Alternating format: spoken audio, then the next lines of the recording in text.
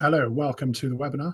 My name's Chris, and I'm going to be talking you through some of the webinar today, introducing Paddy.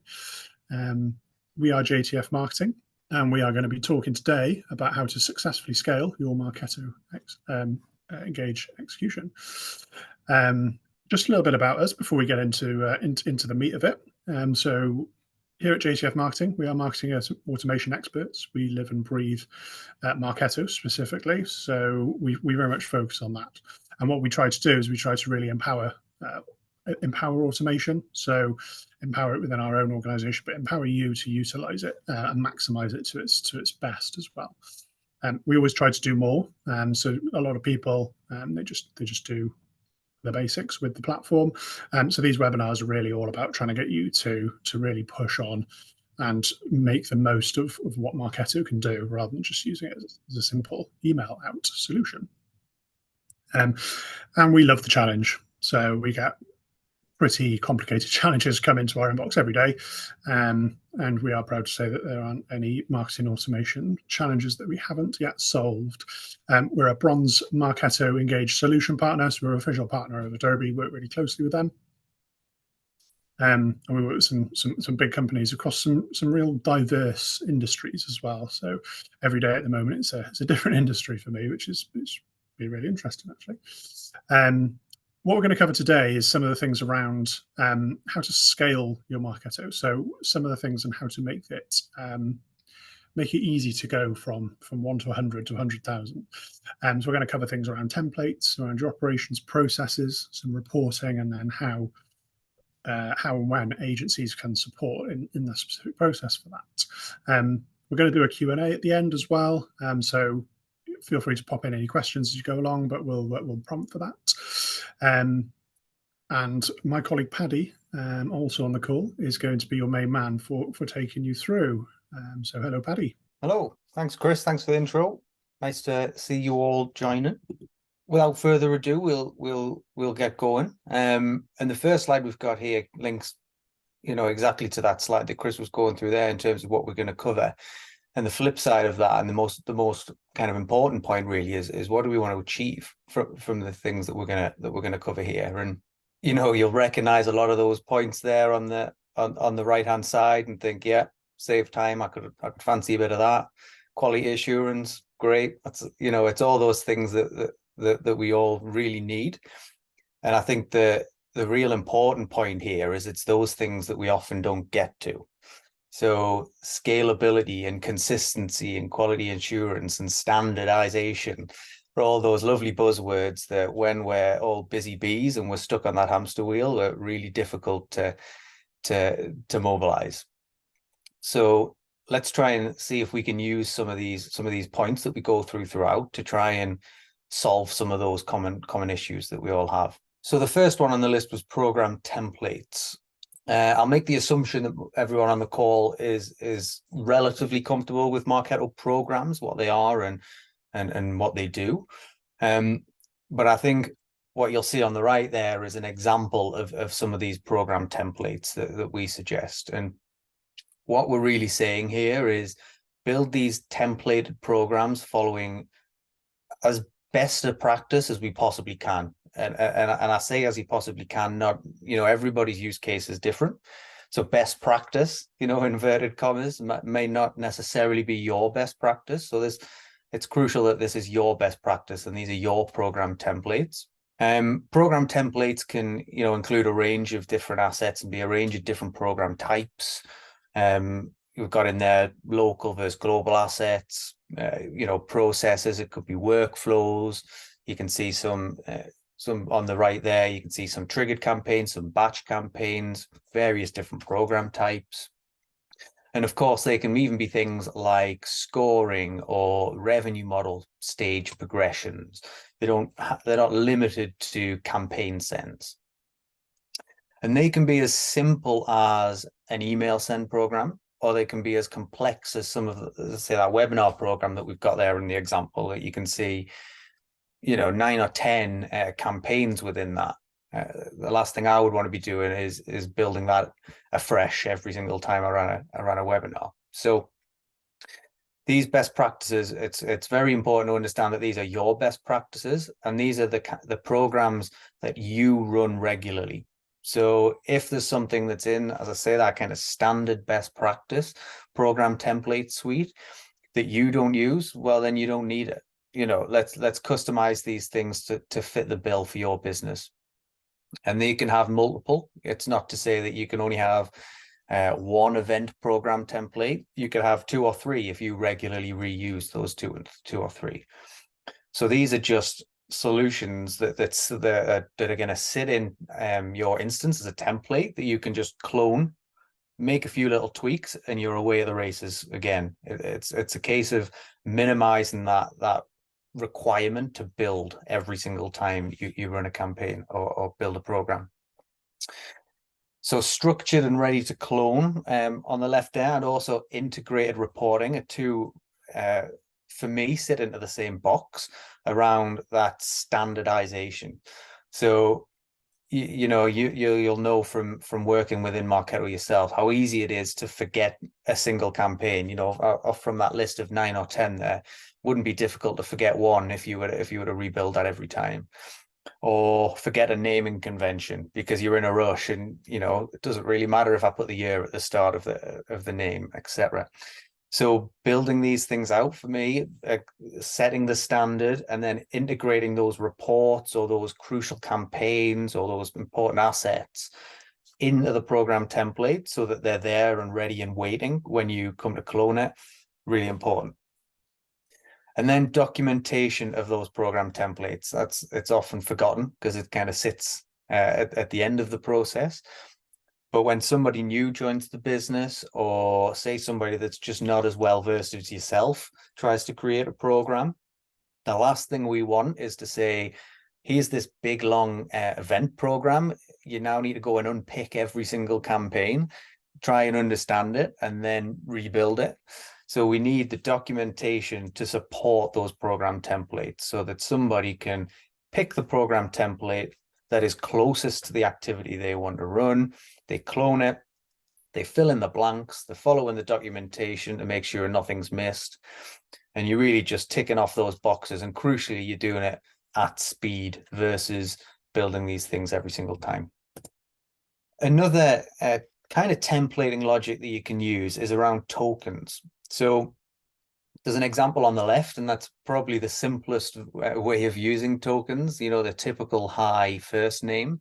I would urge you not to use that. There's a lot of talk out there that everybody says hi first name, and it's now becoming the thing that we see the quickest and therefore junk the quickest. So maybe try and be a little bit inventive with how you use your tokens, but it's a good example of the logic that they follow. And there's a range of token types. You'll see that one's a lead token, so that's pulling information from the lead record and pulling through their first name, and you'll see the default element of that. So if we don't know their first name, it's going to say, hey viewer. You can see other ones further down, so you'll see things like my tokens and member tokens. And I think one of the real good use cases for me, and what I try and encourage people to use, is if you look at this image on the right, it almost creates a bit of a user interface. So rather than working through all of those different components and those different campaigns within a program template that you've just cloned, you can almost create this interface here where you're just working within this tokens tab, and you don't have to open up all those different elements. You complete all these my tokens, which are program specific. Complete all of these. You can see some examples in there, such as enter event date and choose the URL, etc. You finish all of them, and if your program template is set up correctly, that'll just filter through into everything. So that makes it even simpler. You've got this one place to look. I would certainly encourage you to then, QC everything, but it just means that you've got a single point of truth, which is really effective. And as we mentioned, you'll be able to view these slides through our website after, but just to give you an example of what those token types are, there's some really interesting ones in there, and they can get quite complex. So I've kind of split them into two. So up the top there, you've got the ones that we kind of say are perfect for personalization. So if you want to personalize the content within an email, they're great, and they'll fill in the blanks and they'll certainly speed things up for you. The ones on the bottom row there are really, really, really useful for operational campaigns. So that could be things like what has triggered a certain action, or you may say system dates and times. You may say based upon a certain date, count back or count forward X number of days and then take this action. So when it comes to things like webinars, you may use something like event date, count back 10 days, and that's when we're going to send a reminder. You may say count 2 days from when they sign up, and we'll capture that with the system date, for instance, and then take this action. So it can get really quite clever without you having to build 1,000,001 different campaigns. And then scaling program templates. So there's 4 kind of key boxes that we've highlighted here, and they are design. And that's really making sure that that program template is right. The last thing you want to do is have a program template that doesn't really work, but we're going to clone it and we're going to use it every single time, and we're going to change the same thing every single time. I think if we're all honest with each other, there's plenty of things within our workflows that we do that with, where it's not quite right, but we just don't get the time to kind of front load the work and make sure it would save ourselves so much time moving forward. So try and front load it in such a way that when it's done once, it's done right, and you don't need to keep jumping back and making those fixes. Process. So that, again, if you build all these program templates, somebody new joins the business, and you don't roll that process out effectively enough, then they just won't be used. And then linking to the documentation and the QA and the QC, it all becomes irrelevant if the process isn't followed and people aren't using the templates to in the way that we would hope that they were used. And then there's an important one at the bottom, back them up. We always say, just create a little extra folder. Doesn't need to be an archive folder, just a folder, title it with number 99 or something, so it drops all the way down to the bottom of the list, but just somewhere that if you accidentally work through a program template and put all the information in and realize I forgot to clone it, you've still got the point of truth hidden somewhere that you can reuse. And I often say, actually, you should use a naming convention for them that's almost like a bit of a hidden naming convention, maybe something that somebody wouldn't try to think, oh, I'll go in and play around with them, just to make sure that they don't get touched. So then we know documentation, the importance of that. And then QA QC for me is twofold. It's first off QA and QC of those templates that we create, but then it's the QA and QC moving forward. So it's the limited requirement that we put in place there, because we've done it up front and we've front loaded that work. We don't need to 1,000,001 approvers. We can just have that kind of single approver, even, of this has all been checked before, I've made a couple of changes, cast your eyes over it, run some tests through, and just make sure that it is working still, and that we haven't broken anything in the process of updating. So then marketing operations processes. So there's a couple of other things that we can template above and beyond program templates that I think are really important to consider here. And when I say templates, what I mean is kind of setting as a standard. It doesn't necessarily mean that you're going to replicate these things, but it's a template that everybody follows. So you'll see some things in there around kind of aligning sales and marketing. For me, that's a templated process of how does the sales team know at which point a lead transfers from the marketing kind of stage within the revenue model through into a stage in which the sales team are going to pick them up. And what do the marketing team do at that stage? Is it hands off? Is it you can send these things but not these things? Understanding that and really having it written down and templated, I think, is really important. And those processes, and that almost takes the form as a revenue model within Marketo. Building that out as a foundation is really, really important, because everything then builds upon that. Again, very similar to the unified approach across the business. I think everybody needs to understand every touch point. So we've included people like IT and CRM into that logic there. And that's almost at the very front end. So that might not even precede the revenue model. What are the processes in place? Who do we want to transfer from CRM into Marketo?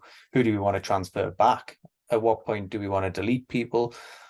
These are all processes that should be templated, should be recorded, and should be used as tools to revisit and make sure that we're still following the guidelines that we've set in place. And then at the bottom there, get data hygiene right. There's a famous saying with a couple of rude words, X in, X out. I'm sure you can fill in the blanks there. We don't want to be using bad data, because we're just going to be sending bad campaigns, or the wrong campaigns, or the right campaigns to wrong people. So it's really important to make sure that as a foundational template is in place, and it's built in such a way that it can scale. So the last thing we want with any of these processes, but in particular data hygiene, because it's such a delicate topic, people put such stringent rules around it, that when you begin to scale and you introduce this component or introduce this integration, it suddenly doesn't work anymore. So we've really got to try and think end to end at the very start, but also build it in a way that it will allow those updates. Don't build it in such a regimented fashion that we're stuck with it forever and it can't scale with us. So then reporting is the next interesting topic when it comes to templates and scale. We've mentioned there good data hygiene management. How do we set templated programs even in place so that we're managing those things? So we have a standard suite of data hygiene reports that we recommend. Programs that we recommend. But again, you need to create the correct programs to suit your business. So you may have a certain nuance that's right for you, but not right for anybody else. So they need to be factored into that data hygiene and data management piece. Consistent processes. So, are these things correctly working for us? These program templates, if we go back to that one, is it still working? Is it that every time, like I mentioned, every time we build one, we go back in and we change the channel because it's not correct? So review all of those things. Those we've got in there, cost periods, UTM parameters, your email and your landing page templates. You need to make sure they're regularly reviewed and make sure that they remain consistent, because they can very easily fall off the rails. And then we touched on the revenue model. I think that's a really important foundational layer. And then the reporting really, for me, spins off all of those things. How do we make sure that the reports are telling us if these things, these components that we've templated and that we've built as a foundation are still working? Because templates aren't a static item. It's not something that we build and then we leave forever. We've got to be constantly reviewing. So understanding that process of where does reporting live? There's a couple of options on there. Often it's not one, it's one or two from the list, and different tools have different use cases. So understanding that logic, if I want to know this bit of information, I know I get it from Marketo Engage. If I want to dig a little bit deeper, then I know I've got this business intelligence tool over here that we can dig into. And of course, things like naming conventions, channels and tags, some of those other things that we can see, data hygiene, all fuel that reporting solution. If you don't get the first bit right, the reporting is going to be meaningless. So it's really important to have that reporting kind of mindset all the way from the start, rather than build everything up and then think, oh, actually, I'd like to report on this at the end. So then just a couple of reports that I just thought were worth kind of pulling out and mentioning. So program performance report, I think, is an important one. And we've just highlighted a couple of pieces of information that you can pull from that report. So you've got things there like cost per member, cost per new name. Really, the goal of the program performance report is to, well, I mean, it does exactly what it says on the tin. It's there to try and show you, is that program performing? Is it successful? And when we talk about program templates, that's really important. Understanding, is that program template that we're cloning every single time actually doing anything, or are we just cloning something that actually doesn't really work? So I would encourage you to use this program performance report every time, put it into that template as a standard, have it be cloned every time you create another program, and have it measure the success of that program. So don't forget to put in things like your period costs, else it'll, you'll not be able to see a lot of the really important information in there, such as cost per new name. So make sure you update the right information, but it'll be really powerful if you do. And then the other one is this success path analyzer. So it's aligned to your revenue model, and it's a really interesting report. And going back to when we spoke about the revenue model as almost a template or a process that we have in place, it's really important again to know whether that one's working, because it's such a foundational component. If it's not working, it kind of knocks everything else out of whack.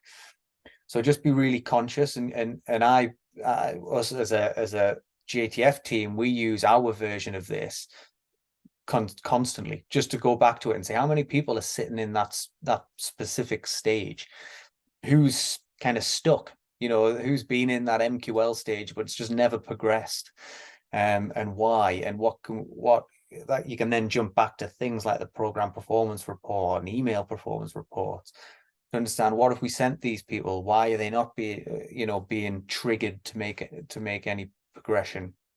So you'll see stats in there like conversion percentages, average time spent within that stage. Really interesting report, and really nice visualization, which is I think we would all agree something that Marketo reports don't often offer. So make the most out of the one that does, I would say. And then the last kind of topic that we had on that first slide was around when and how to engage an agency. And I think there's 3 core components for me. And as somebody that's worked on both sides of the fence, I'd like to think that I can kind of give a relatively impartial opinion on this. I don't think that, as much as I'd like to say you need an agency all day, every day, it's not the case. There's a lot of things within Marketo that are self-serve, but there are elements where you can leverage an agency partner. Doesn't always have to be expertise, which is an important part. Sometimes it's around time. So sometimes, you'll have campaigns that need to be mobilized. You'll have, this, that, and the other coming from internally through the business. I'm sure everybody on the call here that's within a marketing function doesn't spend all day, every day doing marketing, because we all know there's a million and one other things that we get asked to do. So time is something that an agency can offer. So if you really want to front load that time and build the program templates and the revenue model up front, so that you don't have to continue doing it every single time, potentially consider using an agency to do it. Efficiency and really leveraging agency expertise. So the real element, I think, of expertise that we offer is the amount of exposure that we have as an agency. So it's just really difficult to replicate in-house. We've seen hundreds and hundreds of Marketo instances, so we can almost cherry pick what we like and what we didn't like, what we think would work for you and what we don't think would work for you. So just leverage that if you possibly can. I would encourage you to do so. And then I'll pass back over to Chris. Sorry that I've rambled on so long. I'm not giving you long to get through this. Not at all, not at all. No, thank you very much, Paddy. I was watching with keen interest. Yeah, so we've got some useful resources which might help you with some of these things.